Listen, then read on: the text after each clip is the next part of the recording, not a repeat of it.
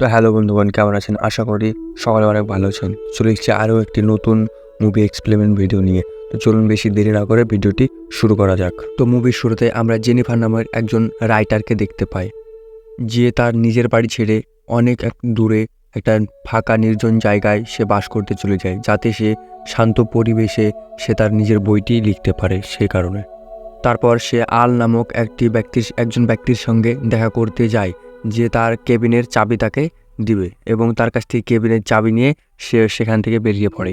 যেতে যেতে সে একটি পেট্রোল পাম্পে থামে এবং যখন সে গাড়িতে পেট্রোল ভরছিল তখন অ্যান্ড্রে এবং স্ট্রেন নামে দুজন ব্যক্তিকে দেখতে পায়। তারা দুজনেই তার দিকে কেমন অদ্ভুত দৃষ্টিতে তাকিয়েছিল এবং তারপরে একজন জনি নামে একজন ব্যক্তি তাকে পেট্রোল দেয় এবং তার সঙ্গে পরিচিত হয় যে সে কোথায় থাকে। সে বলল, আমি এখানে নতুন। এবং ফাইনালি সে তার কেবিনে পৌঁছে যায় এবং যেখানে অনেক জঙ্গল ছিল সেই জঙ্গলের মাঝে একটাই ঘর ছিল। তারপর রাত হয়ে যায়। রাত্রে জেনিফার তার নিজের বই লিখতে শুরু করে এবং ভুলবশত তার জামা কাপড়ের ওপর সে যে কালি দিয়ে লিখছিল সেই কালিটি তার জামা কাপড়ের ওপর পড়ে নষ্ট হয়ে যায় এবং সে জামা কাপড়গুলো পরিষ্কার করতে থাকে। তখন আমরা দেখতে পাই যে বাইরে থেকে কেউ যেন জেনিফার এই ভিডিওটি রেকর্ড করছিল। পরদিন সকালে যখন জেনিফার মর্নিং ওয়াক করছিল তখন সে জঙ্গলের মাঝে একটা বাড়ি দেখতে পায় এবং সে বাড়িতে কেউ থাকে না। সে বাড়িতে যায়, দেখে বাড়িতে পুরো ফাঁকা এবং সে আবার নিজের ঘরে চলে এবং সে বাড়িতে আসার পর ফ্রেশ হওয়ার জন্য ওয়াশরুমে যায়। ওয়াশরুমে গিয়ে দেখে তার নালে পানি আসে না এবং সেটি ঠিক করার জন্য একজন প্লাম্বারকে ডাকেন। কিছুক্ষণ পরে ম্যাথো নামে একজন প্লাম্বার সেখানে আসে এবং তার পাইপটি ঠিক করে দেয় এবং জেনিফার খুশি হয়ে তার গালে একটি কিস করে দেয় এবং তাকে থ্যাংক ইউ বলে সেখান থেকে চলে যেতে বলে।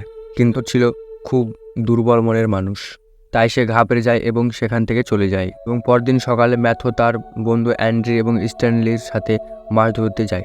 সেখানে গিয়ে সে বলে তার বন্ধুদেরকে মেয়েটি তার গালে একটি কিস করেছিল। তারপরে স্ট্যানলি তাদের দুজনকে তার ক্যামেরায় সে রেকর্ড করা ভিডিওটি দেখায়। এখান থেকে আমরা জানতে পারি যে জেনিফার ভিডিওটি স্ট্যানলি গোপনভাবে শ্যুট করেছিল। তারপর এই সব দেখে জনির মনে চলে আসে খারাপ চিন্তা, তাই এখন সে জেনিফারের সঙ্গে খারাপ কিছু করতে চায়।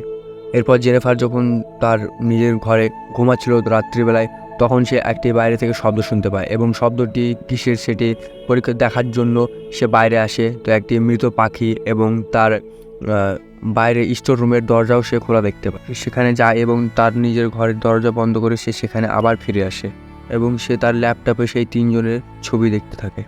এরপরে তিনজনেই তারা এখানে আসে এবং জেনিফার তাদেরকে দেখে অনেকটা ভয় পেয়ে যায় এবং সে তাদেরকে ভয় দেখানোর জন্য বলে, আমার বয়ফ্রেন্ড এখানে আসতে চলেছে, তাই তোমরা এখান থেকে চলে যাও।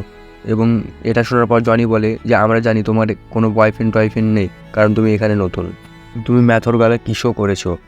এবং জেনিফার বলে যে আমি তাকে জাস্ট খুশি করার জন্য, ধন্যবাদ জানানোর জন্য কিসটি করেছিলাম। এবং জনি বলে যে আমি শহরের মেয়েদের খুব ভালোভাবেই চিনি, যে তারা কী মতলবে আসে গ্রামে। এবং জনি তাকে একটি মদের বোতল ধরিয়ে দেয় এবং বলে, তুমি এই মদের বোতলটি পান করো, তুমি যদি এই মদটি পান করো তবে আমরা এখান থেকে চলে যাব। এবং উপায় না পেয়ে জেনিফার মদের বোতলটি পান করে নেয়, কিন্তু তারা সেখান থেকে তাও যায় না। তারপর তার মুখে একটি ব্যাট রাখে এবং ব্যাটটি মুখে রেখে বলে যে তোমার মুখ খুলে দাঁত দেখাও, নাহলে তো আমরা এখান থেকে যাব না। তার বন্দুক বের করে এবং জেনিফারকে তার জনির গালে একটি কিস করতে বলে, যদি কিস করে তবে এখান থেকে যাবে, নইলে তো যাবে না। এবার তারপর সে সেখান থেকে কোনো মতে ছাড়া পেয়ে সে সেখান থেকে দৌড়ে পালিয়ে যায়। সে ছুটতে ছুটতে অনেক দূর চলে যায় এবং সকালও হয়ে যায়। সেখানে গিয়ে তারপর দুজন লোকের সঙ্গে দেখাও হয়। তাদের একজনের নাম ছিল শেরিফ এবং অন্যজনের নাম ছিল আল। তারপর জেনিফার তাদেরকে সব কিছু খুলে বলে। এবার জেনিফার তাদের একই কেবিনে নিয়ে যায় এবং শেরিফ সেখানে কাউকেই খুঁজে পায় না। তারপর তাদেরকে ল্যাপটপে সেই তিনজনের ছবি দেখিয়ে বলে এরাই সেই তিনজন।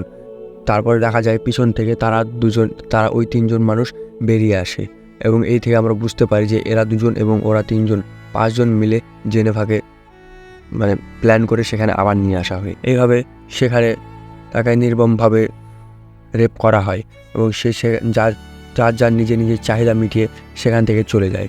এবং তারপর জেনিফার সেখান থেকে চলে যেতে যেতে আবার তাদের সামনে পড়ে।